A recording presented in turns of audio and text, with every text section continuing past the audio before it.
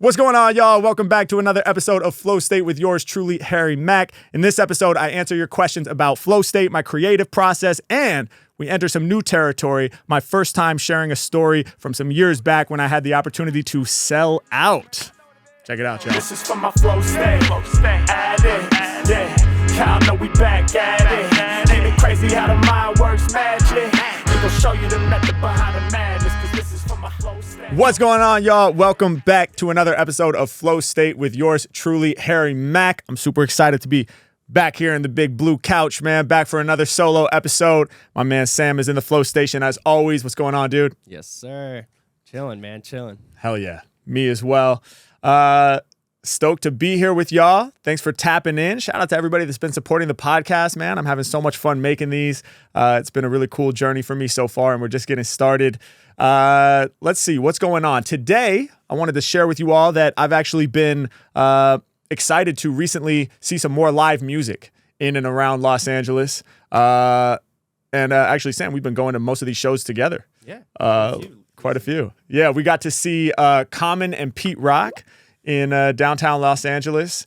And man, it was fire. They recently came out with an album together just this year, and the album is sick. I didn't know what to expect. Obviously, huge fan of both of those cats, so I assumed it would be fire, but it actually even exceeded my expectations for it. I thought the album was super dope. And, I listened to the album just once through, and then the next night I got to see them live. And, man, super dope show. I mean, both of those dudes are legends in hip-hop, obviously. I had never seen either of them live. And it was an epic show, man. And it's just like a true school hip hop show, like with all it harkened back to the old school in so many dope ways, which makes sense because, both Common and Pete Rock have been around for a long time. And, Pete Rock has produced for and collaborated with so many of the legends. So there were a lot of like old school call and responses and elements of, the hip hop live show that are near and dear to my heart that, I also love to incorporate like some of those more old school call and responses into my live show. And it was just cool to see that being done, by two legends in the game. Production was really dope too. Like the whole stage that was set up kind of like a living room den and kind of had a narrative going through the whole show. It was really cool. Yeah, that was really unexpected as well.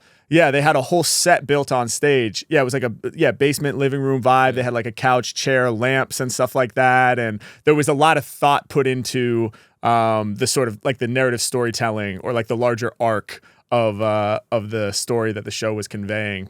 Tying the songs together in like unique creative ways. And I gotta say, dude, Common, I don't know how old he is. I guess he's getting up there in years. I think his first record came out in 92 or something. I might have that wrong, but he's been doing it for decades, and he sounded so good. Yeah.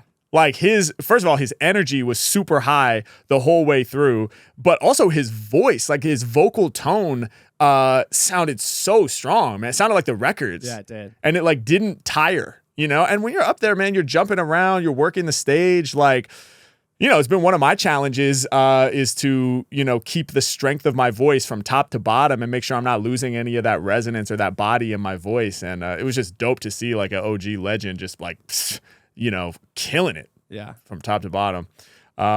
So that was dope. And then we also got to check out an artist that I was less familiar with that you are a fan of. McGee. Yeah. MK.GEE. Yes. That was a sick show. I've been kind of onto his music just over the last few months. So the second I saw he was in LA. Hell yeah. We had to pull up. Dude, it was dope, man. I'm glad you invited me. Yeah, it was fascinating. It's not hip hop. What genre is he in? It's like I hope I don't like butcher it because genres are so tough to ID sometimes. But I would say like, all indie rock.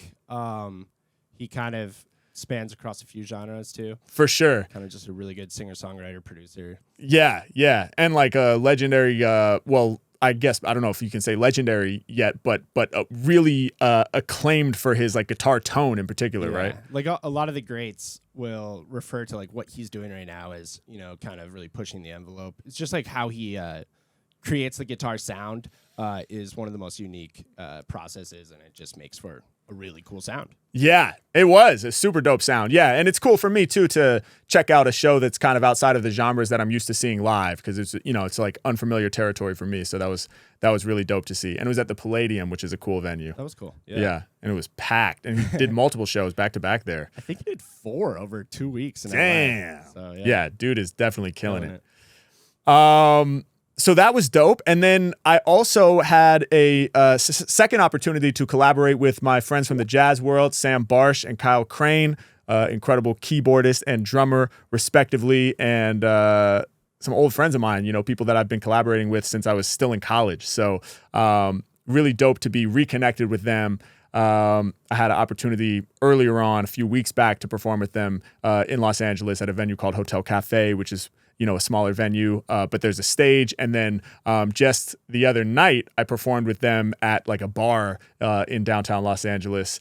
And it was just a little pop-up, you know, and it was super fun, man. It was really cool. The music is fully improvised, which is awesome. So think, you know, like the collaborations I've done with Mark Rebier or Beardy Man. We're making up the music and the lyrics live, which is always fun, and sort of finding that common language as improvisers and learning how to communicate with each other on the bandstand is always a fun journey. And one thing that stood out to me about this most recent time when I was playing with them at the bar is I actually felt the most enjoyment when I was just sort of like closing my eyes and going off the dome, like free flowing. In other words, not referencing visual cues necessarily or having words thrown at me, but just sort of like, you know, following the whims of my mind, I guess, in the moment, which is not like something I've never done before. Obviously, you know, there's like the Rap Coltrane and Soliloquies EPs, which are basically just me in a studio situation doing that. But it was fun to do it live, like from the bandstand with an audience, and just sort of go off and sort of find what felt inspiring to me in the moment. And that comes with its own set of challenges, you know, for me, because I'm so used to responding to input. But it was cool. There were a couple songs where I was like, all right, somebody give me a word. And those parts were great too. Yeah. But interestingly, in that context, I was almost like, you know what? The word thing feels a little forced here. You know, I actually think the vibe was maybe at its peak when I was just sort of improvising in the moment. Yeah. Well, it's kind of like, you know, you always talk about how jazz is a conversation. Like, you guys are having a full conversation up there without even taking anything from the audience. Totally. Yeah, that's true. And there's so much rhythmic input that I'm responding to and musical input that I'm responding to. That's the cool thing about playing with these guys, is they're both really masterful on their instruments. Okay.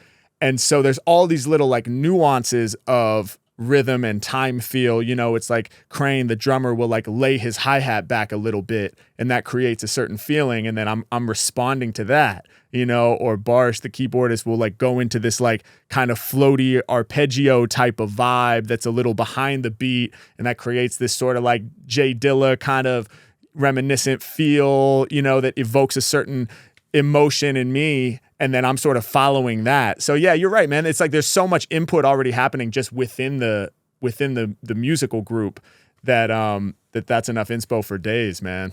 So fun times, man. I'm enjoying getting out and being an audience member more, and I'm also enjoying sort of putting myself into less familiar scenarios and seeing what works for me. You know, I've been doing my thing for a long time now, and so it's nice to sort of get outside of my comfort zone, push myself a little bit, and try rapping in new situations. Yeah, I mean, I love watching it, and then just the live music thing in general, like just attending, you know, with Common and the McGee show. I'm always down to go see live music, no matter what genre, and just see what the top people in any genre are doing on stage, what their even lighting is, and you know, things like that. Like, did you pick up on anything that stuck out to you?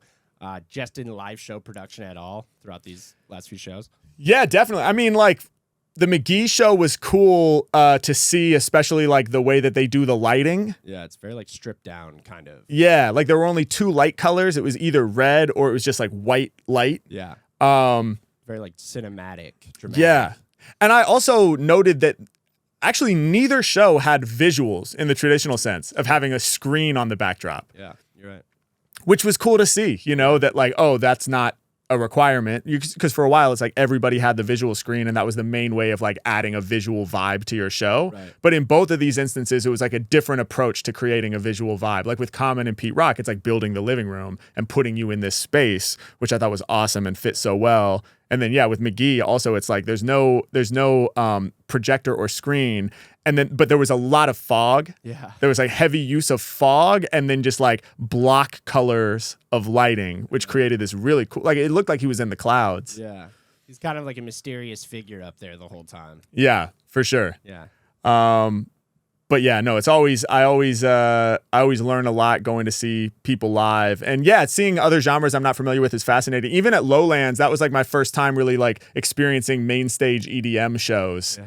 And EDM is obviously like a massive blanket term that encompasses so much. So I don't actually have the nuanced language to talk about exactly what I was seeing. But it was just cool to see how that music connects with big audiences, you know, because they have a similar thing where I'm always thinking about how I would like my show ideally to connect with no context, right? Like you don't have to be a fan of my videos to enjoy the live show. That's my goal. It's like you never heard of Harry Mack and your friend's like, yo, come check this dude out. And you're just like, oh, cool, whatever. And you're there watching it. By the end of the set, I would want you to be like, yo, hopefully I've won you over as a fan, you know? And that's one of the things with hip hop shows sometimes that I've felt, and not just hip hop shows, actually a lot of different shows where it's really dependent on like the artist's biggest songs. And that's what kind of brings people around. And that's what people connect with the most is sometimes I feel like without that context, you don't always feel like you got everything you needed from the show, you know? And I think back on like, man, I bet like anybody who saw like Stevie Wonder live in the 60s, you didn't have to know the tunes to be like, this is fucking sick, you know? So like, I'm always kind of like, or Jimi Hendrix or anybody like that. And this is not to be on the old head, like, oh shit was better back then. That's not what I'm saying. But just that I think those, you know, that concept of like show and prove on the bandstand without context is really important to me. So yeah, it was cool to see how EDM music seems to have a similar thing, right? Like you're not just going there to hear necessarily like that producer's big hits that he's made for artists, he or she has made for artists. You might be there just to like feel a vibe. Yeah, and they can kind of just like interweave it through, you know, just either recognizable samples or just energy in general of a beat. And I think Common pulled that off too, because I gotta say, like, for some reason I've just always missed the boat on Common. All my friends have always been listening to him. I never really got onto it. So I was going in pretty you know, freshly, like I don't really know much of his discography. So it's not like I'm sitting in the audience waiting for that one hook that I can jump on. Right. And I followed the narrative the whole way. I just thought it was an impressive performance, really well done. And so he pulled that off. Definitely. Yeah, without a doubt, man. And I do know all the jams. Well, a lot of them. There's certain records I know much better than others. But yeah, I do think that to your point, like that's such a cool way of bringing everybody in is to have that stage set up and that sort of narrative that they were using to string the stories, to string the songs together and to contextualize the different songs, you know? So even if you're not familiar with the songs, you're like, okay, I get how this fits into this sort of story arc that we're all going on together. The story, yeah. Hell yeah. Super cool. Dope. All right. Well, as always, we have some fan questions that have been submitted from you all. Shout out to everybody that's been sending their questions in. HarryMackOfficial.com/flowstatepod is where you go to submit your questions. You can type them up. That's fantastic. You can also record yourself and send me an audio note. You can film yourself and send us a video. It's totally up to you.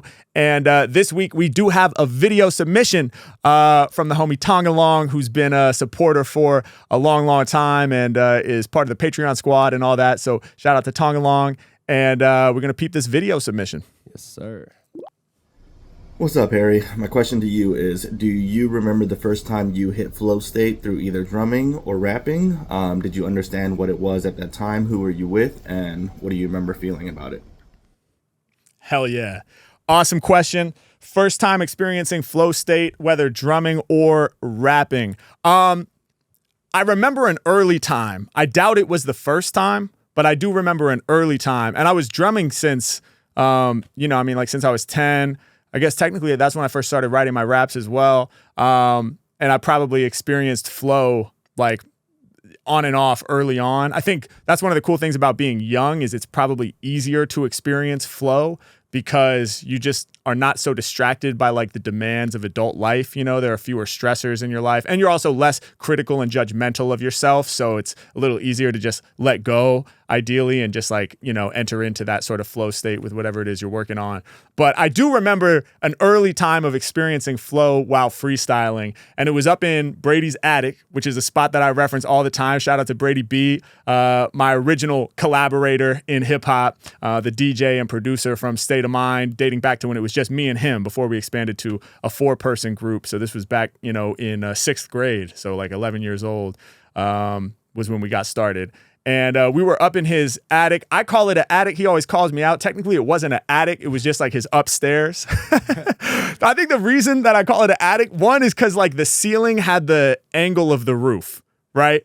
So anytime it's like that, where one half of the room has a taller ceiling and then the other half, it goes down real low and you got to duck when you're over there, for me, that evokes attic.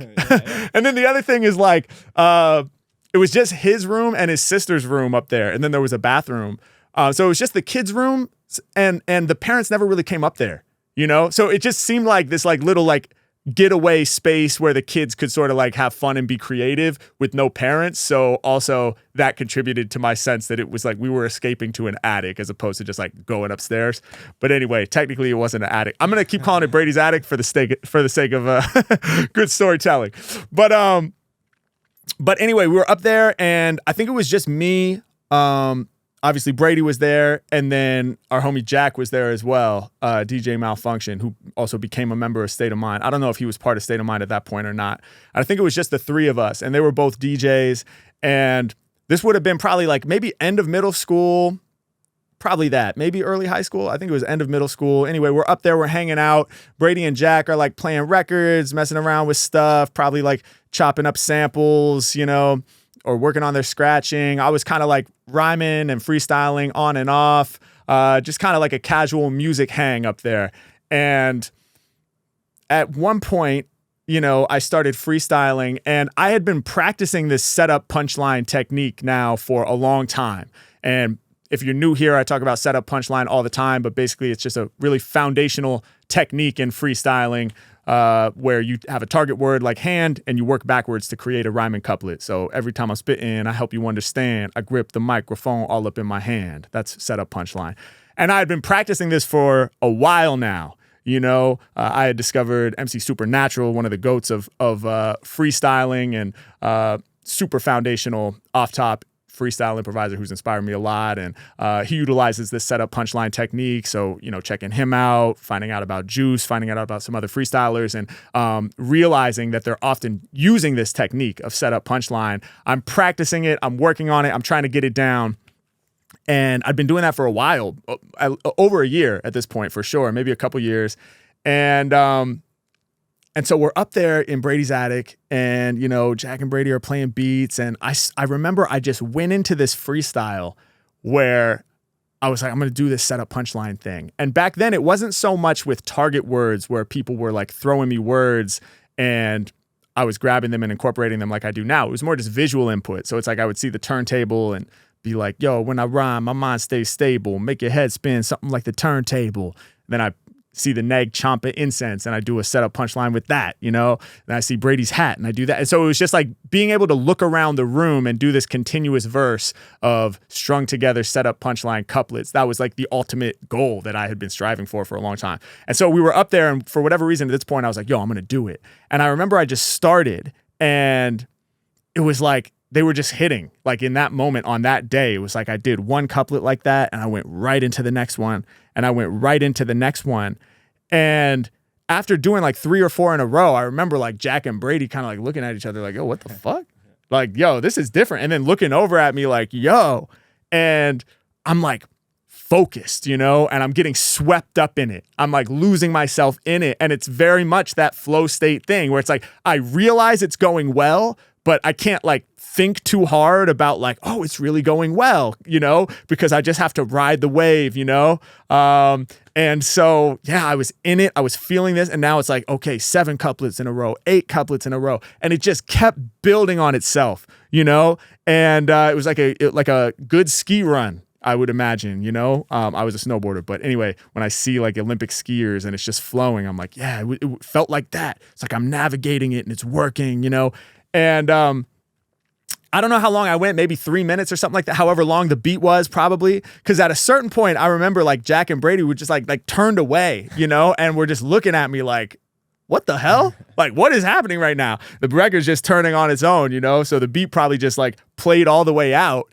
And and afterwards, it was like, we all looked at each other and we're like, yo, that was sick, Everyone daps up and stuff. And it was cool. It was one of the early memories I have of like really going into that space while freestyling. And it had a lot of the qualities that are typically present, to evoke flow. Like one of the things that you need is like a clearly defined goal. And I had that. It was like, yo, I'm just going to nail these setup punchline couplets. So because I had that clearly defined goal and because I had immediate feedback, right? Like real time feedback, either I'm doing it or I'm not. And it kept working. So I was doing it. So it starts building upon itself, and it was also that thing of like my skill set being perfectly matched to the challenge at hand because I'd been practicing it for so long. So I had those skills there, ready for me, just enough to meet that challenge. And so it was a really cool moment. And it was also cool because it was a big breakthrough moment for me. A lot of times as musicians, we'll be practicing these things and you're practicing for months and months and you kind of feel like you're stagnant. You kind of feel like you've been plateaued for a long time and you start to become disenchanted with it. You're like, is this even really working? I'm putting in all this practice, but I can't tell if I'm getting better. And then every so often, like every few months, there will be these like big breakthrough moments where it's like all of the sort of practice culminates and reveals that, in fact, it has been working in the background, and I think sometimes it just takes time to sort of filter through your mind and really get absorbed into your DNA, and get absorbed into your being before it comes out organically. But that was one of those moments where I really felt like I broke through on the setup punchline thing. I didn't realize that you were on this setup punchline game for that long, like before, you said in middle school you had already been working on it that long. Where was like the first time that you actually heard the concept called that? Or did you just identify it through listening to all of, your favorite MCs? Yeah, I never heard it called that. I just observed that it was a thing that was happening, And I'm sure I first encountered it like when I was young and saw Wayne Brady on Who's Line because, he's aware of this technique, right? Mm-hmm. And he incorporates it. But the first time I really heard it where it shone through to me was Supernatural, the Lost Freestyle Files. Like it's a compilation of just off top freestyles that I had on CD. And I was hearing that when I was in 6th grade. And it was just mind blowing how clean his freestyles were. And it sounded like it was written. And so it was like listening to that and being like, what's happening here? And then really realizing that it's like, okay, he's putting the thing that matters most on line 2 of the couplet and formulating a rhyme by working backwards. But I had never heard it called setup punchline. I think I don't know where I heard that. I think I kind of just started calling it that. Makes sense. But I have heard other people call it that since that I don't think heard it from me. So I think it does exist. Other people came to that realization that it's like there's a setup and there's a punchline. And but yeah, that was a big one. Yeah. You're just so intrigued by it that you had to like dissect it and figure it out. Go one more layer deep and figure out what is this magic. Yeah, for sure. Exactly.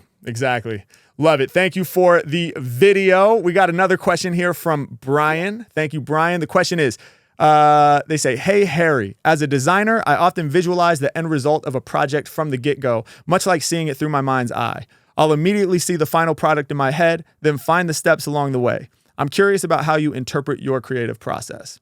When you're crafting verses on the spot, do you find yourself inclined to visualize concepts and images, right-brained approach, or do you navigate through linguistic patterns and structures, left-brained approach? Dope. Thank you so much for the question, Brian. This is super thoughtful.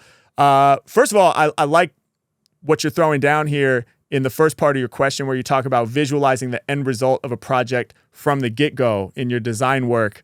That's a really great process to use, and I use versions of that process myself all the time. And in fact, we're talking about setup punchline. It's kind of funny because setup punchline is sort of a beautiful microcosm of this concept of beginning with the end in mind, right? Because the whole idea behind setup punchline is first I'm given the target word and that becomes the end. That's the end that I'm aiming at. And I work backwards from there to formulate a couplet that's going to make sense and hopefully be dope. So, love that. And I think in general, the idea of beginning with the end in mind is really powerful. I actually came to understand that concept in that way of talking about it, beginning with the end in mind, from this book called The 7 Habits of Highly Effective People by Stephen Covey, I think is how you pronounce it.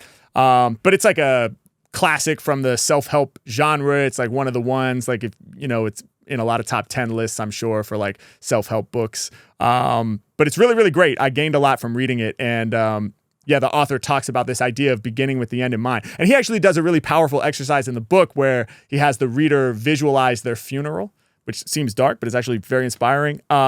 Thinking about your funeral, thinking about who shows up, right? So it's like your siblings, if you have them, your friends, your colleagues, people that you worked with, your neighbors, people from your local community, and imagining what you would want those people to say about you, right? After you've passed. So it's like, in my case, like, what is my sister sharing about me as a brother? What are my team members sharing about, me as a leader? What are my colleagues in the music world sharing about my contributions as an artist, right? And so on and so forth. And it's really a powerful exercise because if you go through that, you sort of arrive at this outline of the person that you hope to be. And it's not necessarily the person you are today, but it's the person that you would like to be. And so that's like the ultimate end for you as an individual, right? So it's beginning with the end in mind. Like, who is it that you're actually trying to be? What impact are you trying to have on all these people that you love and care about and are close with in your life? And then you can work backwards from there and sort of reverse engineer the steps you would need to take today to bring you closer to actually being that person. So that's a really powerful exercise and relates to this idea of beginning with the end in mind. And in this case, you're applying it just to a single creative project, which is a great way to approach it as well. I want to dive in a little bit on what you're asking here about, when I'm crafting verses on the spot, am I visualizing concepts and images from the right brain or navigating through linguistic patterns from the left brain? And so as you outline here, it's like the right brain is more like the creative side, storytelling, etc. The left brain is more like analytical, spreadsheets, data. It's an oversimplification, but there's some truth to it, and it's a convenient way of talking about these things.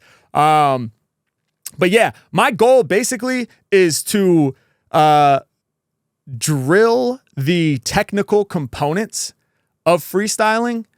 So through practice and like tons of repetition, work out all the nitty gritty left brain analytical technical stuff. So it's like if I can master this setup punchline technique and all the variations of it that, I've come up with and worked on, if I can master like the different rhyming words, so I'm not thinking about hand, what rhymes with hand? It's like I've already drilled that so many times that those things come automatically. The syntax of the language, like how can I create the sentences in the right way? And, all the other technical components, how many syllables fit into a bar if I'm in 16th notes versus if I'm in triplets, how do I place the rhyme in different parts of the bar, and on and on and on. All these little technical components and the nitty gritty, like nuts and bolts of how to actually like put rap together. I try to just drill that so thoroughly that it becomes background, right? Just like walking for most of us. Like if you're walking, you're not thinking like right foot, left, left. It just goes. And so, but there was a time when you didn't know how to walk, obviously, right? So only through tons of repetition has it become this like background skill that you don't have to think about. So my goal would be to like any technical stuff that I'm working on is to drill it and just eventually push it to the background so that it's just there to serve me. So that's all the left brain analytical stuff. And the reason that I want to do that is so that when I'm in the moment and I'm trying to create something impactful, like if I'm on stage doing like a topic song and freestyling about being trapped in an AI generator, which is one we did recently in Amsterdam at the Lowlands Festival, it's like I want to be able to go full right brain creative and be like, oh, cool, what's the story I'm trying to tell? I don't want to be thinking, what rhymes with generator? Right? So the idea is like, oh, I'm good on that. Like, I know I'll find the rhyming words. And And it's not blind faith. It's not like, oh, I'm sure the pieces will fall into place. Like, no, it's the reason that I can say that ideally is because I've practiced so much. I know that those techniques are there to serve me as my baseline, and then I can be more on the right brain side. So that's how I think about that. And I would say for me, it is more of a right brain, creative, like larger image, like sort of like bird's eye view feeling when I'm on stage and I see the topic, for example. In our shows, we do these topic songs where the fans have submitted like a concept. And so, yeah, as I mentioned, in Amsterdam, it was trapped inside an AI generator. So when I see that, it doesn't feel left brain analytical, really. It feels like, it's like, what's the story? You know? And it's almost like this flash. Like when I see it, I'm like, trapped in an AI generator. Bad. I don't want to be trapped. I don't want to be trapped in my own thoughts. I don't want to be trapped in a physical cage. I don't want to be trapped in an AI generator. It comes to me instantly. It's like, break out. I'm going to break out of the AI generator. That will be the heroic finish of this story. Human creativity will prevail. Motivational, inspirational, go. But it's like all of that in like one sort of like, I read it and it's like, this is the gut reaction. It feels like a gut reaction.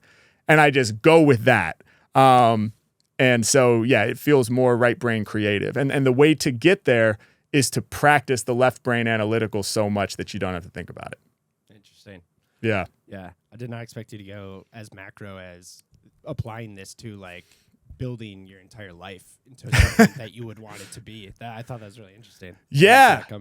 Dude, yeah. It's a powerful exercise, man. What would you want people to say about you at your funeral, you know? And it's fascinating what that will reveal to you, you know, because it's kind of like what really matters at the end of the day, you know? Like, you're not going to care if people are like, yeah, he was rich.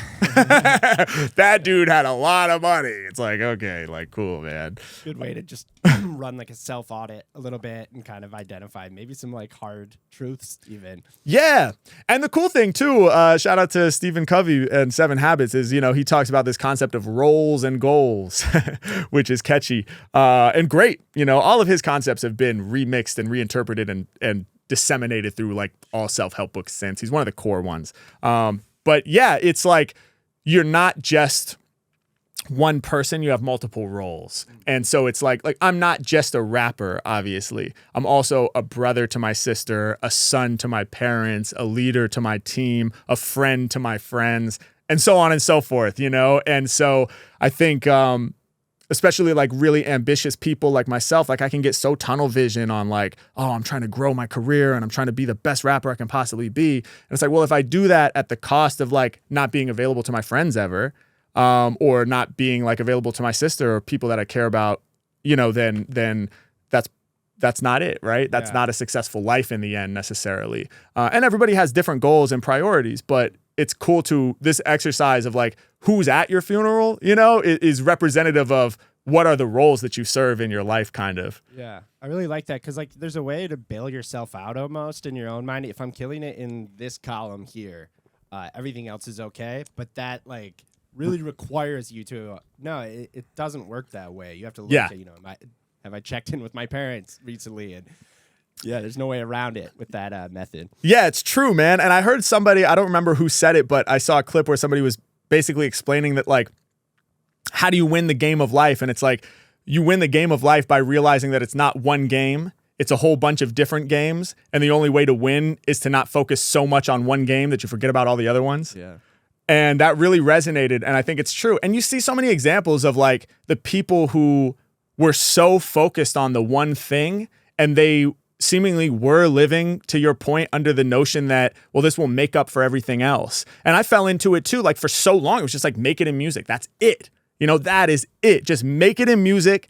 And if you can do that, like whatever, the pieces will fall into place, you know? And you see examples of like where that leads and so many of like our heroes in the art world, you know, and in other careers as well, I'm sure, like, it's like, yeah, they were a great musician, but they were like a horrible husband and they're like estranged from their children. And, you know, as an example, or very isolated and kind of, you know, causes depression and it just kind of gets messy. Way. Or people are like, yeah, that guy was a dick. Like he was an amazing, his art was amazing, but like, you know, I met him and he was an asshole. So it's like, you don't want that, you know? So anyway, begin with the end in mind. Great question. We got one here from Wooly, we think? think so. Cool. Shout out to Wooly or Wally.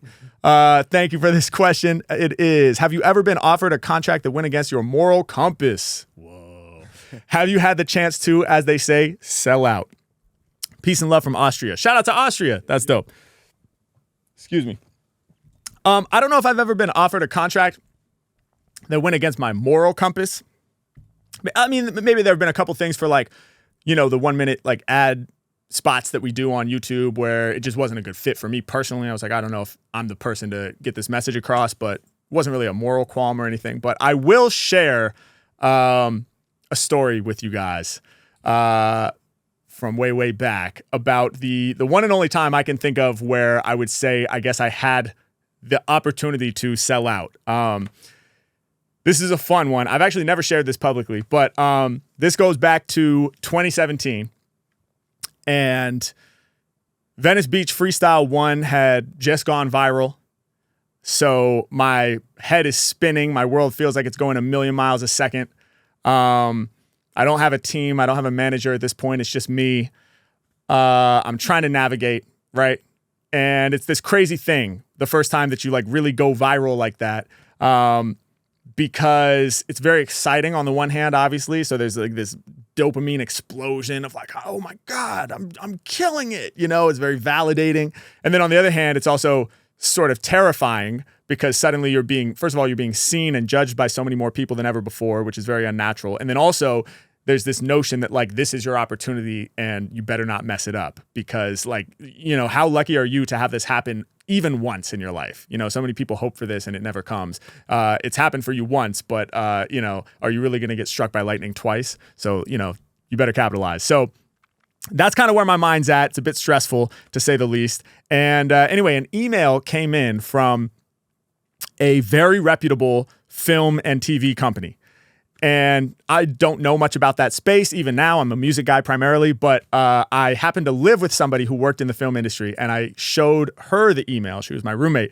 And I said, hey, is this legit? And she was like, yeah, dude, that's really legit. And she shared with me some of the movies and shows they had worked on. And I was like, oh, damn. Okay. She was like, yeah, definitely get back to them. So I wrote back and they were like, hey, we'd love to meet with you. You know, we want to talk to you about an idea we have. So I drive out to their office, and I end up meeting with two producers from the company. And they essentially pitched to me that they would like to create a Harry Mack TV show, a scripted show about me, starring me, playing myself. And it would basically be about, you know, they had seen the Venice Beach Part 1 viral freestyle video. And I think that was basically all they had seen. I think that's all that existed at this time. Like maybe I had already done the thing with Joey Badass. I probably hadn't done the Kendrick thing yet. I don't really know. It might have just basically been, you know, that Venice freestyle and whatever else I had on my YouTube. But that was a super viral video. So they had seen it and they wanted to just create a show around basically like kind of like the unlikely success, you know, white dude from Portland develops this immense passion for hip hop and practices and creates this freestyle skill for himself. And then has this viral moment out at Venice Beach and, you know, gets launched into the industry and has to navigate the highs and lows and the ups and downs of trying to find his way. So think like Dave, you know, the Lil Dicky show, but that didn't exist yet. This was back in 2017. And they saw a vision for doing that with me. So I'm like, what the fuck is going on right now? Like while I'm sitting in that chair, it's like out of body experience. Like, is this really happening right now? And mind you, like at this time, I'm still playing like $50 jazz gigs. I'm still teaching drum lessons to some kids who are so lovely and really want to be there, but some kids who they don't really want to be there. You know, they just get dropped off there. And, you know, and I'm doing these things and I'm scraping together the rent, right? You know, at this point, I didn't even have ads turned on my YouTube videos because my belief was that if people had to sit through the ad, they wouldn't watch the video. And so I thought I had to leave the ads off to get more views. So I was not generating any income really as a content creator. And here are these two producers from this like famous TV production company saying like, yeah, we want to make a show about you, starring you. What do you think? So I'm like, what? I don't even know what you're talking about right now.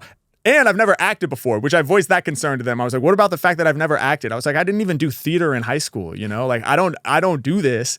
And they were like, yeah, like, we've seen the video, and if you're open to it at all, we think you'll be a natural. And also, like, we have coaches, you know? So I was like, all right, well, obviously I'm open, you know? And it was incredibly exciting, also very confusing, and like, what is this? Because I'm not an actor, you know, in my mind, I'm a musician, right? And always have been. And so we have that meeting. I leave. I'm like, this is so surreal. But so much surreal stuff was happening at that time in my life anyway that I was just like, okay, add it to the list. Holy shit. And then, you know, some time passes. I start working with my first manager, my manager at the time, who was a junior agent at UTA, United Talent Agency, which is one of the biggest talent agencies in the world. They represent thousands of, you know, musicians, actors, comedians, visual artists, writers, etc. And so they're a talent agency, so they get people jobs. So like if you're an actor, they'll get you on a commercial or TV show or movie. They do tours for musicians and comedians, so on and so forth. And so my manager was a junior agent there. So he was young. He worked under like an agent that was there, an official agent, I guess. And you know, because he was still a junior agent, he was able to kind of like low-key manage some artists on the side. And so he was working with me and I think a couple other artists. And so we start working together, and I had kind of forgotten about the TV show thing, believe it or not. I just like moved on to other things. I wasn't really thinking about it. And then another email came in from the TV production company. How long after the initial meeting is this? It was probably honestly like 4 to 6 weeks later. Okay. Yeah. So it wasn't like hot, like it had all this momentum right off the bat. Yeah. Did you leave the meeting kind of like, was the vibe, mull it over, like think it over? Yeah, it was like I left the meeting being like, hey, I'm down to explore. Okay. And they were like, cool, we'll put our heads together and, you know, float it to some other people at the company and see if we can start to put together a team around it and get the ball rolling. Okay. And my thing too is like I had like a healthy dose of skepticism, you know? And I had lived in LA for a long time at that point, and I had sort of been in the entertainment industry, like albeit as a jazz drummer, you know, but I had like, you know, been in situations, brushed shoulders with people and people talk and, you know, oh, this opportunity, that opportunity. I kind of like was like, yeah, I'll believe it when I see it kind of thing. Yeah. There's like a sense that, you know, the offer and the pitch meeting is a mile away from, you know, creation of that. Yeah, 100%. And that is one of the things that makes me grateful that my success came a bit later. Like this was 2017, so I would have been 27 years old. If it had happened 10 years earlier when I was 17, I probably would have been like, yo, we out of here. We got a show, you know? But I was like, okay, like I've been around the block a couple times. Like we'll see what happens. Like I'm down to talk about this and see where it goes, but I'm not going to like count my, what is that, chickens before they've hatched or whatever? Something like that. I'm not going to count my ducks in a row when in Rome. But anyway, I was obviously excited. So now I'm working with this manager. Okay, 4 to 6 weeks pass. Email comes in from the TV production company, and they're basically like, hey, we're excited about this. We want to take the next steps. Do you have a team? Is there a manager? Is there somebody we should be looping in? Because we have this kind of like generic boilerplate contract here. It's early. We're open. We want you to be happy. We're down to discuss. And we just want to make sure we're going through the proper channels, which was cool. And so I was like, oh, wow. Okay. Interesting. Well, I have this manager now, so let me see what he thinks. So, you know, I show him the stuff and he's like, whoa. He's like, damn, dude, like this is sick. Like this could be huge. We should try to make this a thing. So I'm like, well, yeah, dude, I'm down. Let's try to make it a thing. Like, what are you thinking? So he's smart. He knows that a lot of times these contracts aren't really that beneficial to the talent, especially like somebody at my level who has what, like maybe a few viral videos at most at this time. Maybe I'd rapped for Kendrick now at this point. So like, yeah, there's a lot of growth happening, but I'm still not anywhere near as established as I am now. And I didn't have like name recognition really. It was like people would be like, oh, the freestyle guy, Venice Beach freestyle guy, you know? Not a lot of leverage. Yeah, not a lot of leverage. So my manager knows this. He's a junior agent at UTA. He's young. He's figuring it out. He's moving up the rankings at the company. But he is aware that one of the partners at UTA, like one of the big shot guys whose office is on the top floor, has negotiated like some of the biggest TV contracts, specifically for like musicians going into TV. And so he knows that there's a guy who really does this at the highest level. And he gets inspired to like take a leap of faith. And he's like, basically like, fuck it, dude, I'm going to go for this. Wow. And so one day he goes to his job at UTA. He builds up the courage. He marches up to the top floor. He goes and knocks on this dude's door of his office. He's nervous, probably shaking, I don't know. The guy opens the door, what do you want? No, I'm sure he was nice. But that's the vibe I like to imagine. And he opens the door like, oh, what's going on? And my manager's like, yo, I got this guy, Harry Mack. He's rapped for Kendrick Lamar. He has some viral videos. There's this opportunity potentially for a show with this major studio that you've worked with a bunch of times. I don't want him to get screwed. I think there's a lot of potential upside here. We don't quite know what it is yet. Was just wondering if you would want to take a look at it. Long dramatic pause. The guy's like, yeah, cool, man. Send it over. I'll take a look. Nice. So he's like, holy shit.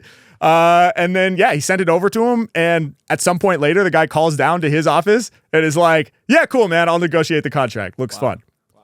So this is insane. Like, you have to understand, like, I'm trying to paint the picture. Like, for all intents and purposes, I don't have shit. I'm like viral freestyle guy. And like, I'm starting to put the pieces in place. Sure. And I'm having a lot of momentum, this year, 2017 was like a huge year for me getting my foot in the door in a major way. But all of a sudden, because my manager, shout out to my manager, but because he went and took that step, now we have like the muscle of like UTA behind the negotiations for this TV deal. So this is huge and it's kind of unfathomable to both of us. But we're excited. And then my life starts getting really weird for a window of time where it's like, okay, you guys need a TV attorney now. So I'm driving like my busted ass Scion, through Beverly Hills to like these bougie ass fucking law firms and like going up the elevator to like the top floor where secretaries are like, would you like a coffee or a sparkling water? And I'm like, I don't know, man. Like, I'm just going to sit here and I'm meeting with these like lawyers to figure out like who's going to be the attorney on our team for the show, who will help with the contract. And also if the show goes through, like they'll be my representation, and we get this guy. He's fantastic. And so we're happy to have this dude. So these pieces are falling into place. And they start negotiating the contract for the show. And the idea, by the way, is that like we'll create a pilot and then we'll like pitch it to all the major like streamers and networks and stuff like that and try to get approved for like a season. And so we start negotiating the contract, and eventually I'm on a conference call like with my manager and the guy from UTA that negotiated the contract. And I will never forget this conversation. Where he's basically like, okay, like, Harry, man, this is exciting. We're at a good place with this, I think. I think you'll be pretty happy. Okay, here's the thing. Normally you don't get paid for the pilot, but, fuck that. We're going to hook you up. So we got a $50,000 fee for making the pilot. That's guaranteed as long as you just go forward and make the pilot. If that goes through, they're going to do a 10-episode season, $50K an episode for the first season. Also, we're going to get you an executive producer contract, non-negotiable. So it doesn't necessarily mean you have to do anything. Often it's just symbolic, but you will have that credit, which comes with a bonus of X amount. I can't remember what it was. And I was just like, my jaw's like on the floor. Cause I'm like, I can't fathom $50,000. That's more money than I've ever seen by a large margin. Like I'm like living very month to month. Like I'm lucky if I save up, an extra $500 to $1,000 for emergencies, sometimes maybe, a few wedding gigs in the same month. Oh shit, now I'm living high. But really that's like, I'm 1 month ahead, So I was just like, what the fuck are you talking about? It was just like, I was like, this is the craziest conversation I've ever been on. Obviously I'm excited, but I'm still with that healthy skepticism of like, I have no idea if this is going to be a thing. And also, if you make a pilot, okay, cool. Like the fact that I was going to get $50,000 to make the pilot, I think that's what it was. I can't remember the numbers, but anyway, something like that. I mean, that alone would be life-changing, right? But even if you make a pilot, there's so many hoops that you have to jump through to actually get a show made, right? So like that would just be the beginning.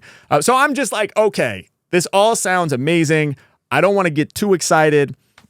you know, I don't want to even like share it with too many people. I tell my family about it, obviously, but I'm not like going around being like, yo, I'm going to get a show made. Okay. So, all right, cool. Let's see what happens. So some time passes, you know, the production company is trying to like, you know, zero in on some details. They're starting to think about like putting a team together. Who would the writers be? Like, who are some people that we could put you in a room with that like you guys could bounce off of each other, you know, and really start to develop this thing. I'm like at some lunches every now and again with people, fancy lunches where people are saying like, oh yeah, you're really the whole package, Harry Mack. We really think you can do this. And I'm just like, I don't know what anybody's talking about. I am like a music guy that plays the drums and loves to freestyle and loves hip hop and jazz. And now you're telling me I'm going to be on TV. This is nuts. Okay. So for the show, there was going to be a lot of like original music that's created for the show, right? Like there would be like freestyles that happen during the episodes that I would be creating, obviously, or like maybe studio sessions in the episode where the songs that result from that are like part of the soundtrack or even like get released on my albums as an artist. So again, like you can think Dave, like with Lil Dicky, like that show is directly tied into his career as a recording artist. And they were really clever about the way that they did that. And that was sort of like the idea with this show as well. So I would be creating a lot of like original music for the show. And so that was a big thing for us was like, we wanted me to own 100% of the music, right? Like that's what we're going in with. And obviously we know that's like kind of a strong stance to take. But our thing was like, well, we're obviously going in with that. Harry's creating the music. He retains 100% ownership. If they're like, yeah, but you know, we're producing the show and we're the whole reason this is happening and we think there should be a split, like, okay, cool. We'll cross that bridge when we get there, but it has to be fair and it has to be reasonable. And at the very least, like, I have to retain a majority ownership of the music, right? Yeah, because that portion directly cuts into, you know, what you have been doing. Exactly. As a musician. Like this is your lane now. Yeah, exactly. Like without the show, I'm still Harry Mack, right? So like when I make music, I should own it, you know? But, you know, it would make sense for there to be some kind of split. We knew that there would be a negotiation and some form of pushback, but that we would land. We wanted to come in as firm as possible, all the way 100% Harry, so that it lands like maybe 80-20 or something like that. And so that was our concept. So some months pass, and what happens is there's some changeover at the top of the production company, the TV production company. Like, people got replaced. I don't know what happened. People retired or got fired or moved on or whatever. But anyway, there was some changeover in the staff high up, like decision-making people. And so all the projects that were kind of like in development, and ours was pretty early in development, just kind of like got dropped on a new person's desk without much context. And so, you know, these new people at the top of the company are going through like all the open projects, and then they're like, Harry Mack, who's that? What is this? Okay, I don't know. Well, if we're doing this, we need to own 100% of the music. And so that's tough to switch it from the people that had the like original vision. Yeah. You know, just to put that onto someone else and hope that they kind of buy into that vision. Exactly. Yeah. And to be fair, like everybody that I was working with from the production company, like the two producers that I met with originally, and like there were one or two other people that kind of got brought into the fold gradually as we were working through things, were all great. And they were all dope, and they wanted the contract to be right for me because they wanted to make a show. Like that's what they wanted to do. They're like, yeah, okay, you want to own the music? That makes sense to us. Whatever. Like we make the show, you make the music. Cool. We come together. Boom.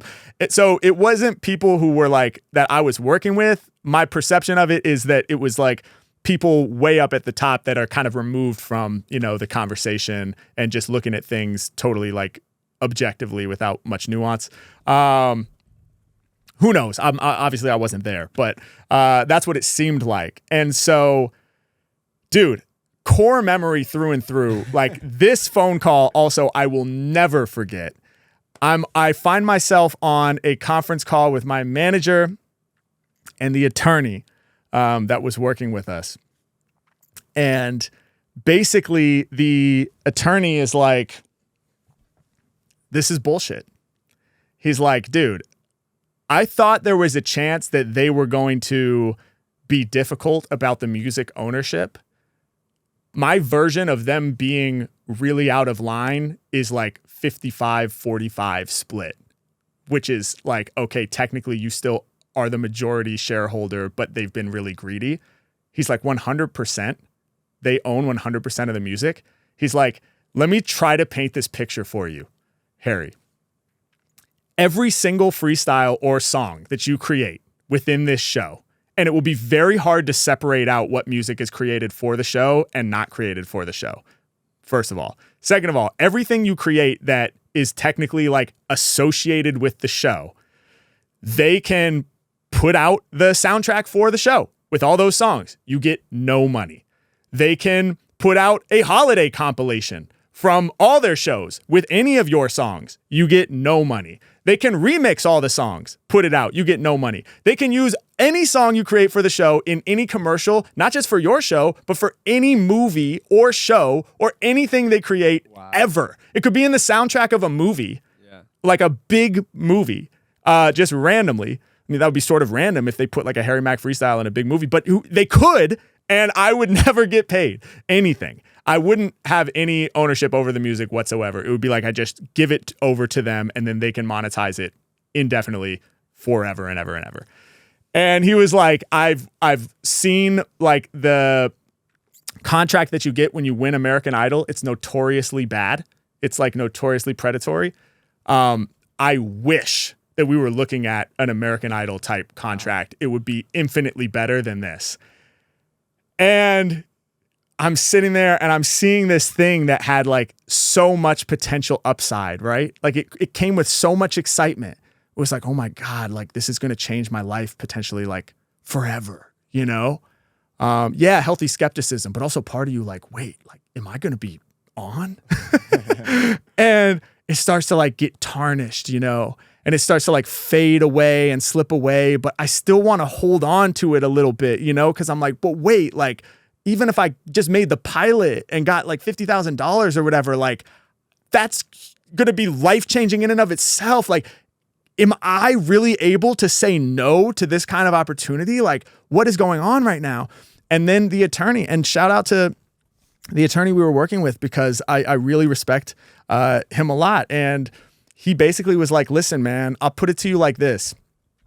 If you want to be a TV actor, this is an amazing deal. You have zero experience. You've never done this before.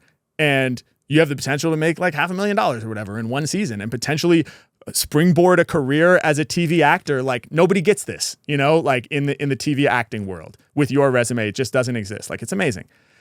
If you have any dream or aspiration to be a professional musician, he's like, obviously it's your decision and I can't tell you what to do, but I'm just going to say, if you have any aspiration to be a musician, just walk away right now, dude. Like, don't fucking do it. And so, and mind you, also, he doesn't get paid if we don't go forward, right? It's all like on spec, basically. You know, he gets paid out of the pie if we make the show. So like the best thing for him monetarily would be if we go 10 seasons and get syndicated and whatever, regardless of if I own music or not, you know, he would get his attorney fee or whatever. So I really respected that he kicked it like that. And I'm seeing this thing that I'm like, oh, this could be huge. And then when he said it like that, if you have any aspiration of being a musician, and it's like in my heart, like I have every aspiration, like that is the dream, you know? And then it's like, you see the kid vibrating and crawling to the speaker playing Howlin' Wolf, and you see the kid crying through the violin recital at 7, you know? And then 7 years later at 14 playing Vivaldi at the violin recital, and like how big that was, and like the drum lessons in the basement and practicing rudiments and practicing those drum grooves, and then State of Mind and renting those venues and Flow State in Brady's attic, and like my whole world, you know, and the heroes and the people that I look up to and who I am and how I identify. I was born a musician, you know, I actually believe that. And so I'm shaking, dude, on the call, and it's long silence. And I was just like, you know, kill it. Yeah. Kill the contract, man. Pull the plug. We can't do it. At that point, you just kind of knew deep down in your gut that's going to be the answer. Yeah. It was just like, I can't do it, you know? I can't do it. And I would say that was the only time where it was like actually kicked to me like that. Like I had the opportunity to basically sell out. And yeah, and the attorney was like, I'm so glad to hear you say that, man. Done. Yeah. You know? Cool. And it was just like, but, you know, it's crazy because it's not like, I mean, so I'll say hindsight is 2020, right? Like I'm so glad I didn't do the show. Because like, who knows, man, we might've done like one season and it might've been super corny and I probably wouldn't have had that much influence on the creative because I wasn't that established. Like I didn't bring that many chips to the table, right? So they pair me with the wrong people who see it the wrong way. And then it's just like one horrible season of television, potentially, I'm just saying, that forever tarnishes my name. And then I just like go down as like it could have been like a Vanilla Ice type story, you know what I mean? Just like the worst, like corniest version of like, you know, viral freestyle. I don't know. Like it could have been that. Could have been great. Who knows, right? Could have been Dave. It could have been like, Dave, which is a great show. Yeah, and yeah. So, but you know, I'm so happy to be doing what I'm doing now and to have all this autonomy, you know, and to be able to create on my own terms and to do everything fully independent. But it's easy to say that now. Right. The thing is, like, right when I said no to doing that, it's not like suddenly my career blossomed like the next day or even like the next year. Like it took a lot of time after that. And there was a lot of time to think like, damn, I wonder if we should have done the show. Yeah, of course. You know, where it's like I'm still struggling. You know, I'm still playing the $50 gigs. I'm still teaching drum lessons. I'm still trying to make these videos, you know. And, you know, gradually more and more wins. And, you know, eventually I got to be in that Mitsubishi commercial and that helped out a lot financially. But even that, you know, I've talked about before, but like that money ran dry after living off of it for a while. And, you know, there was a time after that where I was like, I think I just got to like apply for, you know, a regular day job, which by the way, is a totally reasonable and great and respectable thing to do. But it looked like that was going to be the path. Whereas I don't know if I can keep this thing going like full-time creator. And so, yeah, through all that journey, you're like, damn, I wonder if we should have just tried to do the show. Like maybe that was my moment. And then now, you know, I'm just so grateful and it worked out the way that it worked out. And I probably would not be here doing this podcast right now if I had said yes and done that show. I have no idea where I would be or what significance Harry Mack would have as an artist or creator in the current climate. It's impossible to know, but yeah.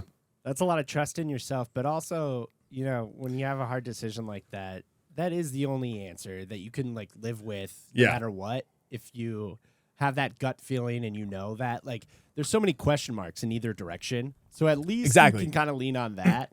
Yeah. Did you like right after, you know, you turned it down basically? Was there a noticeable like uptick in your like, oh shit, now I gotta like really make these freestyle videos?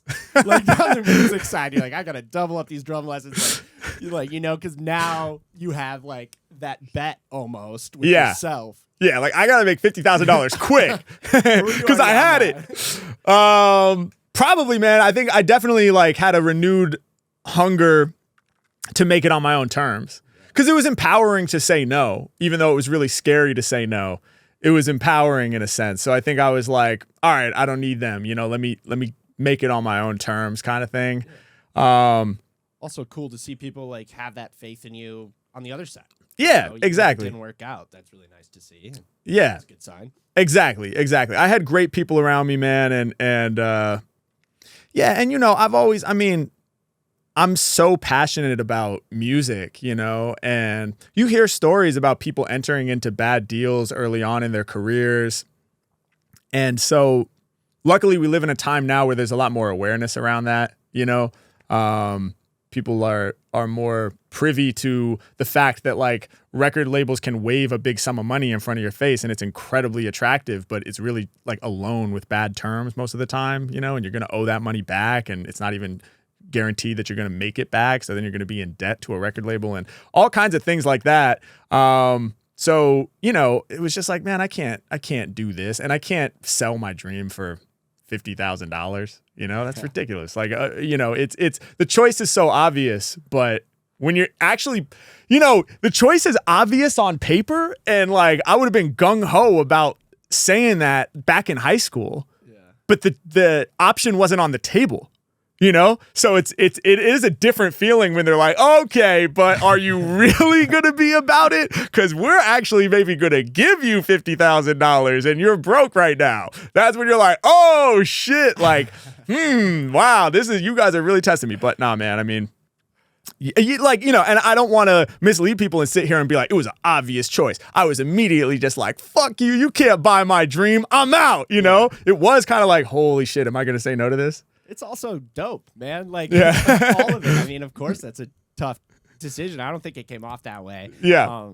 I just picture you like when he said that and you're like going through this like montage. You like look up and you go through the montage of all your music moments in your head. And you're like, yeah. No.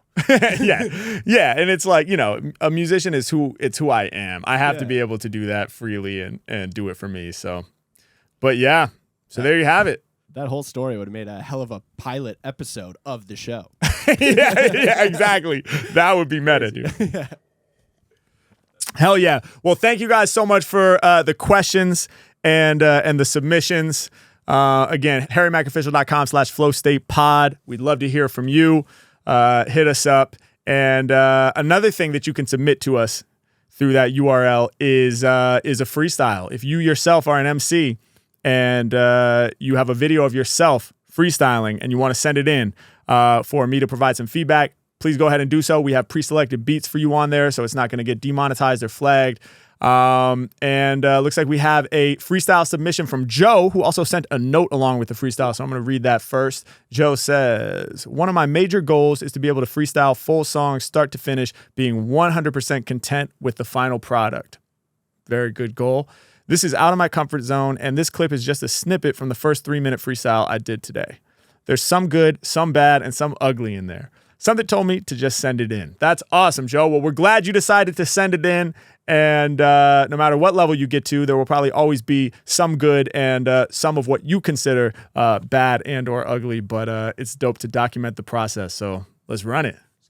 Getting all the cash, getting all the cheddar, praying every day that my family do better. We getting money, you know my flow gets wetter when I'm up on the beat, when I'm under the weather, and I actually got some shit to spit about. But right now I'm just spitting some shit that's written out off of the top of my dome. I ain't used no pen and no pad, yeah, and I've been feeling great and I'm standing mad. Love to my homies back home, I'm getting all this dough and I'm smoking this dro. Don't give a fuck what they saying, where the fuck I go. I'm just going right with the flow. It's alright if you make a mistake. At least I'm making mistakes, now I'm making mixtapes. Don't give a fuck what they saying, man, you know I'm listening to myself back and figuring out what's good and what's whack. And I've been whacking these home runs. I'm going hard, baby, know that it's no fun to rap with somebody who ain't got no sun up in their chest. So I delete my homies in the breast.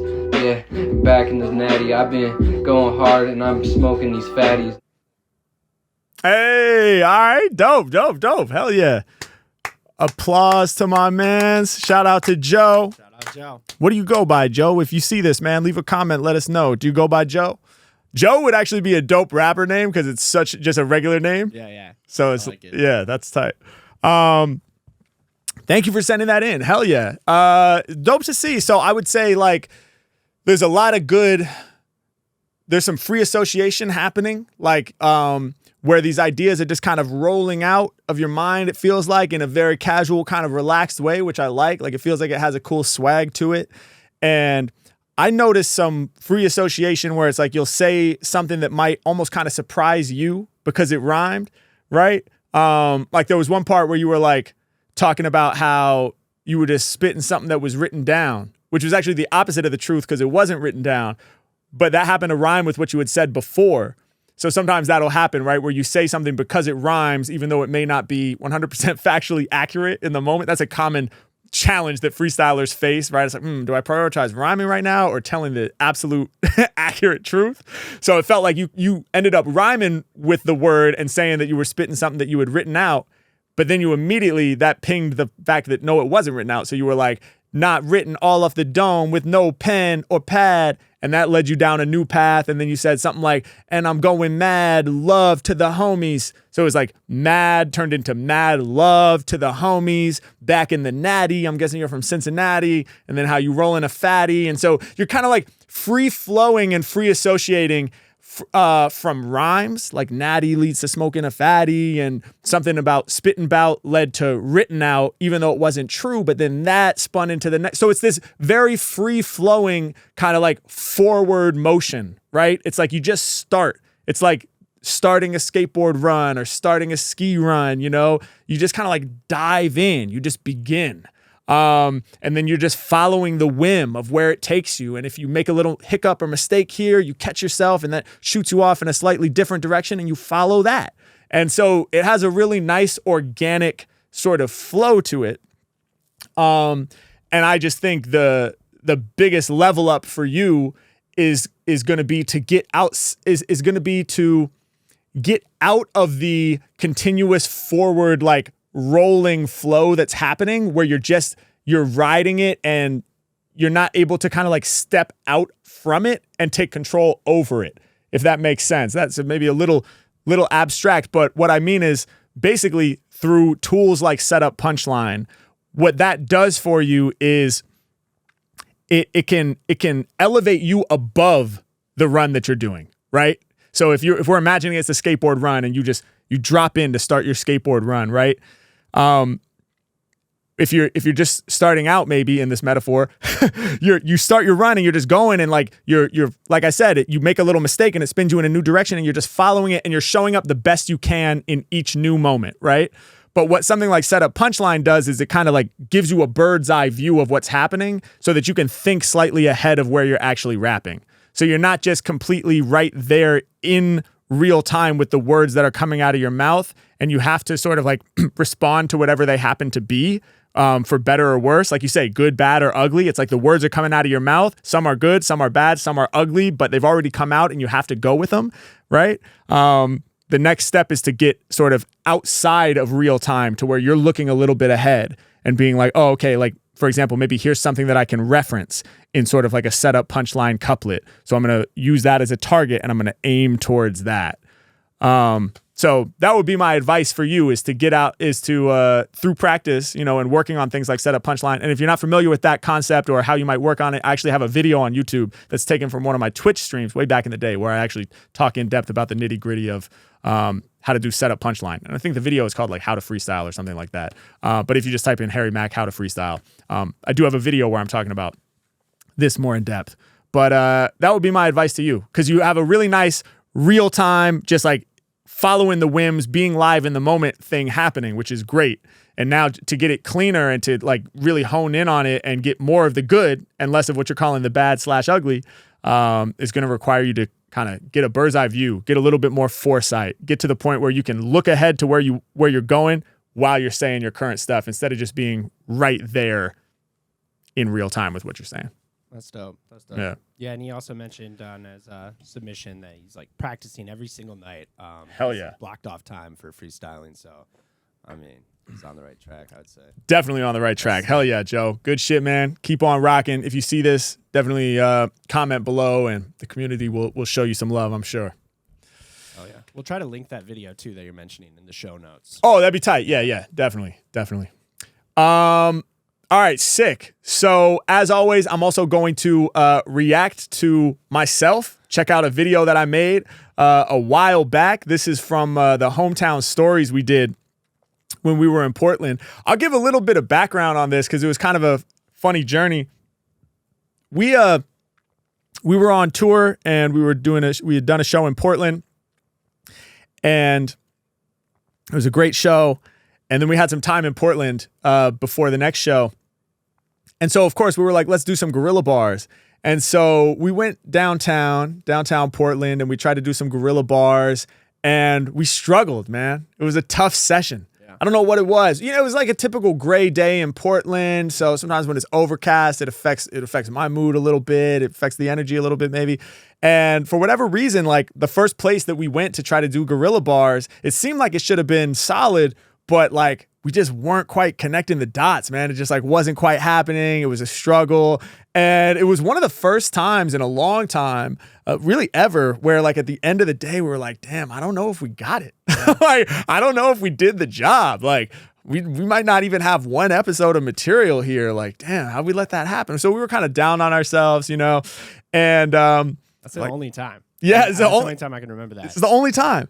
And so that made it even worse, you know. Granted, like, you know, okay, like you can't knock it out of the park every time. We should have been easier on ourselves. But naturally, we were just kind of like, oh man, that sucks, you know. So That's that day where we have it in a Behind the Bars. Like we're walking through like a carnival and like someone throws like food at you. Yeah, dude, someone threw food at me. It was just weird vibes. Like it was negative kind of. Like, yeah, it wasn't hitting the way it normally does. So we were like, dude, what the hell? Like people were booing us, throwing food at us. Like nobody wants this. And so I was like, we were kind of like, what are we going to do? Are we going to try to go back out tomorrow? And it kind of ended with just like, let's just like break for tonight, get some rest. I'll let you guys know what I want to do, to you and Khan. I was like, I'll text you guys tomorrow. And the next day, wake up, the sun's shining. I feel sort of renewed and inspired, as often happens. It's amazing what a night's sleep will do. And I was like, man, you know what? We were trying too hard. Like we had too much of an expectation for what we needed from this shoot. And so when we didn't get what we wanted to get, i.e. at least 1, maybe 2 episodes of Guerrilla Bars, we felt disappointed. I was like, let's just get back to doing it for us and doing something that we think is cool and sort of just like shifting our expectation and making it more about feeling good in the moment. And so I was like, hey, let's just go around to some like spots that are meaningful to me in Portland. And I'll just freestyle outside of the spots and sort of like maybe share some stories or just like pay some tribute to some of the places that made me. And of course, the irony is after doing this, then we were like, oh, let's try to grab some Guerrilla Bars. And it went super well, probably because we removed the expectation and allowed ourselves to have fun and do it for the love. So I think there's a lesson in there for sure. But anyway, this is one of the places that we did the Hometown Stories at, and it's the record shop /CD/tape shop that I bought like all my first hip hop CDs at when I was growing up in Portland, and it's called Music Millennium. Let's check it. Yeah, before I rap to get low, I was out here doing it big, dude. Representing with a sick crew. This is the Freestyle Music Millennium Tribute. I'm about to put it down, the #1 performer. Follow me while we make our way around the corner. Yeah, hey yo, we got the beats bouncing. Whenever I be rhyming, I leave the people astounded. Yeah, and y'all know that it's work for me. Vocational, B1, the most sensational selections that y'all have ever seen. Mack, little hiccup right there, it's all good. I give you more hard to the core, never leave them bored. And when I open up my mind, I start to explore. I swing the Excalibur, I'm sharp with the darts, do it easily. My life is a movie printed to DVD, old school. Hey yo, we brought the moving pictures. When it comes to rhymes, I be shining like a fixture. The illest they consider, these other rappers bitter. I knock it out the park, I'm the #1 hitter. Hey yo, I'm about to tell y'all a story that's rare. When me and the homie Brady walked up these stairs, this was years ago, probably 2003. We walked up these stairs with our demo CD. So young and innocent, we were on the shit. We knocked on the door and said, can we get a sponsorship? The dude smiled big, thought that it was funny. He said, we can't sponsor artists, we ain't got that money. But he did respect our passion, and yo, we loved it. Especially because we done typed up a budget. $500 for multi-track recorder, so we can make more CDs for our supporters. Couple $100 to cop CDRs. We had the vision, had the dream of being stars. Okay, we got denied, but it taught an important lesson. You gotta try more than once to start manifesting. Yeah, one failure, but we learned from it. And yo, it made the passion burn deeper in our stomachs. Shout out to the man who smiled and said no, cause he could have been rude about it. Did he do that? No. He respected the flow, he respected the grind, he respected the passion and knew in time we would shine. He respected the moves we was making. I'm pretty sure he respected the energies that we were creating. Shouts to Brady B, he lived a few blocks that way. We would walk through the neighborhood, let our raps lay. Even past late hours when the neighbors would complain, we were still spitting flavors off the brain. Real stories from my past, I'ma stay sending them. Copped a lot of classics here at Music Millennium. Yeah, and y'all know to us, Gift the Gab was an amazing pharaoh. This is where our first cop blazing arrow. Shouts out to Chief Excel, R.I.P. to Gift the Gab. Hey yo, we used to listen to that with pen and pad in hand and try to comprehend them lyrics. Yeah, that record there, it was lifting our spirits. Y'all know I come through with all the truest raps, they ain't new to that. This is where I first ever heard of Super Nat. Hip hop section, top 5 picks from the week. It was all up at the top, and it wasn't cheap, $12 at the time, 2 weeks of allowance. But I knew I had to cop it, so I would allow it. Brought that disc home. Once again, I find an artist that is new to me that blew my mind. Word is supernatural. Hey, yo, the freestyle father, the one who taught the setup, punchline, and how to slaughter. Yep. Now we trying to carry on that baton. I was playing classic CDs, I would rap along. Beyond Black Delicious, we was copping the Roots and Jurassic 5 with flavors that we couldn't compute. Aesop Rock, LP, can't forget Mr. Lip, whole definitive jug show. We had to get with this every other week. $10 in my pocket, maybe 15. I would spend the whole profit on a CD, cause I knew I had to cop it. Doing research for the future, had to spend it. It's just logic. What? Woo! That was a good one, man. Wow. Damn. Wow. Yeah. All right. So, man, yeah, so much. It's funny because so many things that are mentioned in that freestyle relate to things that we already actually talked about earlier. And it kind of like summarized a lot of the answers I was given to the community questions, which is cool. And I like this one too. You can feel that in the beginning, I'm like, yo, just giving a tribute to Music Millennium. I'm walking by, you know, I'm rounding the corner. I'm referencing all the things. I'm kind of warming my mind up. I said earlier, I was like, oh, slight hiccup right there when I say vocational. I couldn't quite figure out how I was going to set up sensational. So you hear me go, it's my job, vocational, be the most sensational or something like that. You can feel me kind of like pushing through it, you know, which is good. I always like to highlight those things to show that, you know, it's always a work in progress.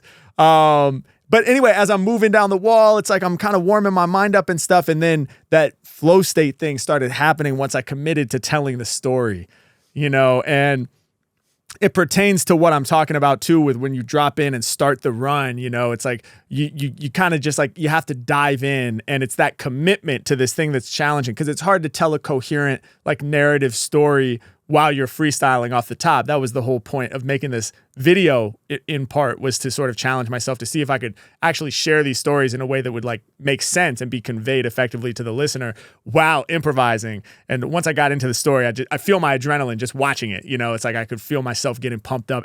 It's like each couplet that passed, it was like when I was in the attic, like I shared earlier, one of my early memories of hitting flow state was almost like each successful couplet you stack, you're like, oh shit. And you can't think about the fact that it's working because you got to keep pushing through and getting to the next segment. But yeah, man, we really did go up there in middle school. We did type up a budget that was like $1,000 total.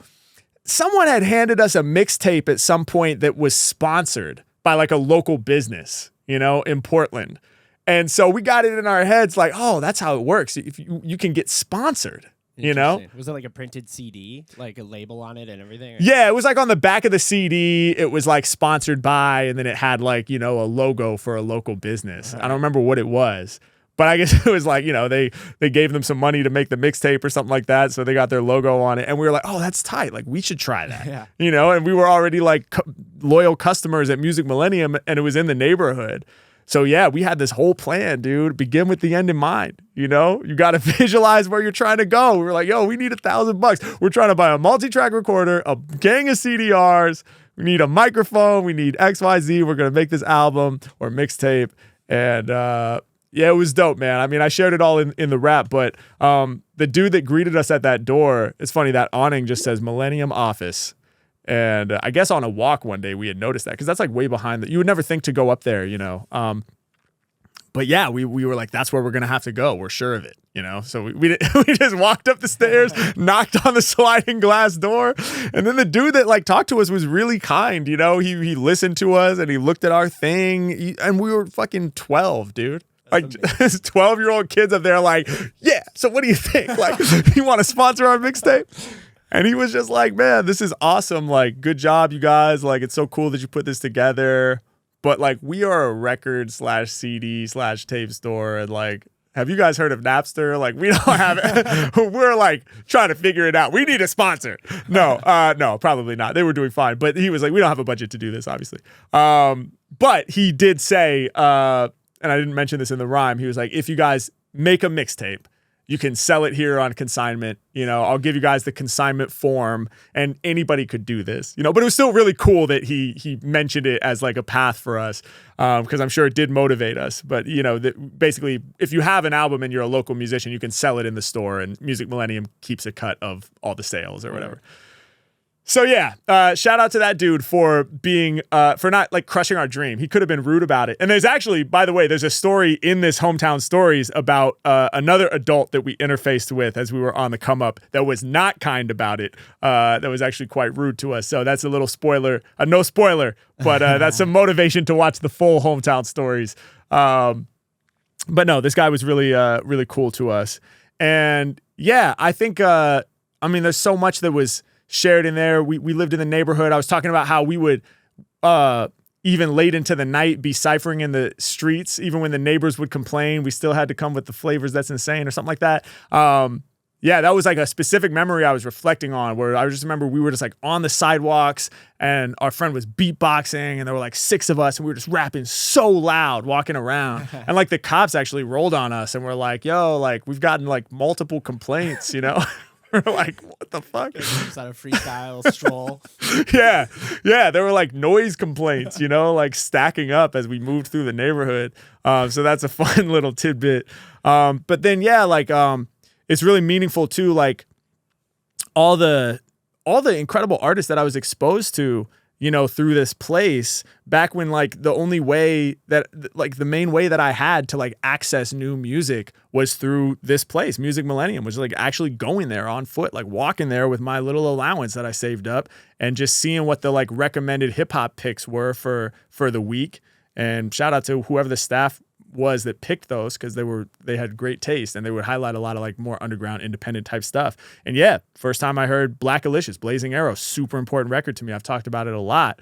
Rest in peace to Gift to Gab. You know, we bought that here. And Super Nat, who I talked about earlier, and again in the rhyme about how, you know, this dude is foundational. You know, like make no mistake, if there's no Super Nat, like there's no Harry Mack having a career as like a full-time freestyler. Like, you know, Super Nat is the first person I'm aware of that did that had a super successful career as mainly as an off-top freestyle guy, and is super influential and who I learned so much from hearing on that Lost Freestyle Files. So that came from here, you know, just walking there one day and just happenstance that it was recommended as a pick, and J5 and the Roots and Def Jokes and all those things. And I do think it's cool, you know, now in this time where like we have Spotify and we have YouTube and these are great resources, and it's amazing actually to have access to all of the music all the time. Like it's really, really dope. But, you know, it does sometimes create this sort of overwhelm or this like feeling of paralysis where it's like there are so many options and things that you could listen to at any given moment that sometimes it's hard to pick one thing to listen to and really listen deep. And often, you know, there's this like nagging feeling even after you make a selection where it's like, 3 tracks into an album, you're like, I wonder if I should be listening to something else, you know? And I hate that. But I experience it, you know? And I think a lot of people maybe experience something similar. So it's hard to lock in. And I think that's one thing that I do miss when I reminisce on like Music Millennium and having my Discman and my little binder of CDs is like, I would really commit and listen deep. Like whatever the new CD was that I had, that was like basically what I was listening to for the next couple weeks until I was able to go buy another one.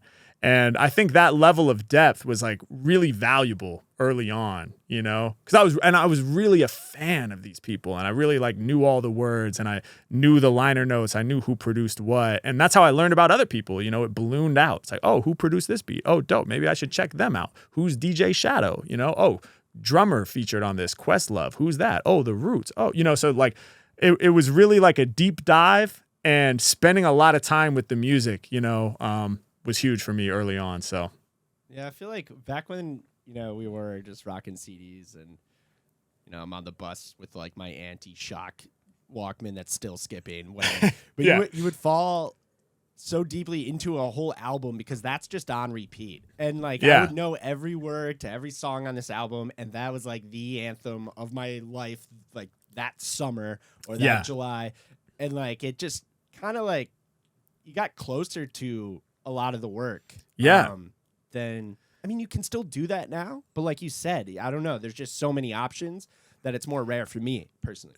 Definitely, dude, for me too. Yeah, and you could do it, but it requires a ton of discipline because like the culture doesn't really promote it or reward it, right? Like the culture is so based around like constant consumption, constant novelty. It's like the TikTokification of everything. Even the albums are like more like focused on singles. Yeah, totally. A lot of albums feel like a collection of singles, so the art of making an album is not always taken into consideration these days. And yeah, you got to have some real strong blinders up to be like, I'm only going to listen to this album for the next 2 or 3 weeks. But it would be valuable, sick, dude. I think the pivot that you laid out there, like when we kind of missed the mark on the Guerrilla Bar shoot, and it was like a cloudy day, and this video just brought me back to how like refreshing it was the next day. I was like, all right, sick. When you pitched that idea, and I'm like, I guess it's like story time for me. Like, yeah, dude. It was fun, and I'm smiling through this whole freestyle too. Like, it was fun to reminisce. So it was the medicine we needed, man. Yeah, it's perfect. Yeah. Then we actually like even shot like a little Guerrilla Bars thing like right on this corner right after, I think. So yeah, I was wondering, was it the dude messing with the bike in his trunk that whole time or no? Oh, was he pulling a bike out? I can't remember, but somebody was doing something in their trunk. Yeah. But I ended up freestyling for a guy on his bike who was really awesome. Yeah. That's cool. Good times. Oh shit, man. Wow. Another fun episode of Flow State for y'all. I enjoyed myself. I had fun. Hell yeah. Sam, did you have fun? Another epic episode. Dude, the episode, man. Kind of going through your whole backstory a little bit. Yeah. Lots of history was shared, man. So it's always a good time. Thank you guys so much for supporting the podcast. Love doing these solo episodes. Love having guests on. And we've been having lots of exciting guests recently. So that's been a lot of fun. Hope you guys are enjoying. And let's send this thing home, man. I'm going to close it out with some bars. Let's get it. Hell yeah. Let's see. Here we go. Hey, I thought it was all over. Yeah. Yeah.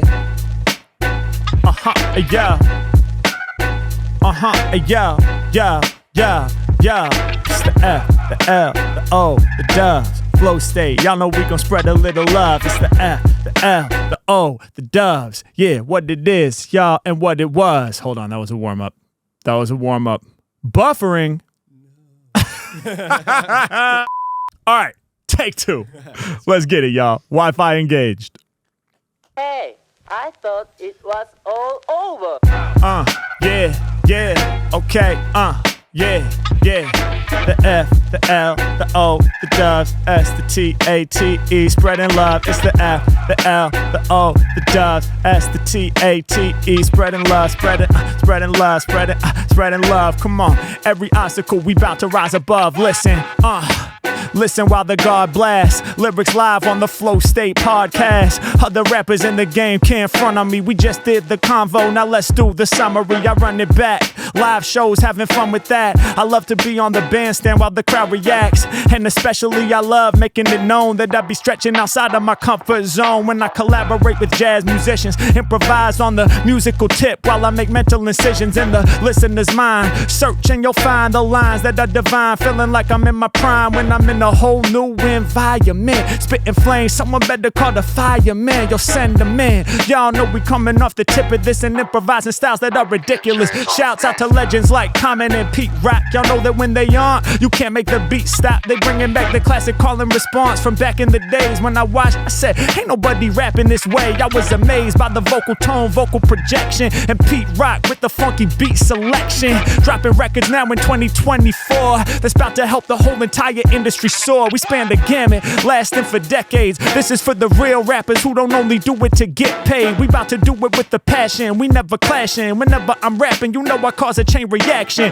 Get down with it, my flow's exquisite. Brand new skills, what the Mack will exhibit. Y'all know I be spitting through the static. We doing it in the location I call Brady's attic, up in the upstairs. And y'all know they wanna beat me, but they can't. I'm the champ. I hit them at the angle like a rooftop slant. When I do my thing, they digging on the energy that Harry Mack can bring. I remember entering the flow state, the type of focus they can't fuck with just by aligning the rhyming couplets. Back in the day, I felt I had to make do on that particular day, yo, I had a breakthrough, hitting new terrain, entering a whole new type of range that's affecting my brain. Jack and Brady stopped, they looked at each other, then they looked at me, shell-shocked, couldn't recover. When I was finished, I felt like all of the practice was really rising up, and my skills, they would back this next level of lyricism that I would enter. These are fond memories that I remember, birthed in the verse, so my tongue is the placenta. All it ever says is freestyle on my agenda, so I keep it rocking, and y'all know we keep it hopping, get it popping instantaneously. Y'all know my brain is just free. I hear the beat fading out, but another one's on deck. We gon' wait for it to drop. I'll continue to catch wreck in a sec. Y'all best get prepared. When I rap, yo, I make it crack just like a snare. Let's go. Okay, yo, okay, come on, yeah. Flow state in the place to be, yeah. Flow state in the place to be. Listen, yeah. When I spit, it's the right vibe. My brain, do I use the left or the right side? Yeah, I know it's pivotal that I use each side. One for the analytical and one for the creative. When I zoom out, see it from the sky down. That's how I'm delivering the fly sound. I train on the analytical, the nitty gritty, so that when I'm in the session, I can spit some shit that's witty without overthinking it. I push it to the background like walking, so my thoughts ain't stalking. Basic information like, what rhymes with hand? I got that embedded, burned in. Yo, I brand my brain with the techniques that's through hours of repetition, so I can come through with the freshest vision. Yeah, that way that can provide the baseline, so I don't have to waste time. I'm making fans face mine. I'm thinking on the creative level, so I don't have to settle. Go against the grain, cause I'm a rebel. Get you high like the treble when I'm up in the session. Close my eyes, I visualize, then I manifest, and I'ma break it down for everybody here. There are times in life when your future isn't clear. Times in life where you wish you could download the code, cause you're struggling when you hit a fork in the road. And it happened for me. The decision wasn't easy when I felt I had the opportunity to be on TV. I can't believe this. Is Mack about to blow? 2017, thinking I'ma have my own show. Let's see where this goes. Real big companies and UTA backing me, so can't nobody front on me. I couldn't believe the dollar amount, so when they said me, my jaw hit the ground and it bounced. Next level, yo, I was excited by the information that they all provided. I knew I had to be a little skeptical and push it to the side, cause sometimes it feels like that LA vibe where people like to talk but there ain't as much action. So I had to temper my automatic reaction, thinking to myself, we'll believe it when we see it. But man, I need it. I need them pieces to fall into alignment, cause I'm playing games for $50 after gas money is less than minimum wage. I start to get in a rage when I consider the days that I spent putting in practice, but still I have to act this. Now maybe I can truly act this by reading off mad scripts on the silver screen. I'ma kill the scene, hoping it would come into fruition. But sometimes you find hiccups upon your mission. Yeah, hey yo, they tried to control the shit of my music. They want 100% ownership. Shouts to my attorney who said the right info. I couldn't do it, couldn't sign the contract, plain and simple. I gotta own my creativity till the end of time. I can't have no organization bending rhymes in a new direction that I don't determine.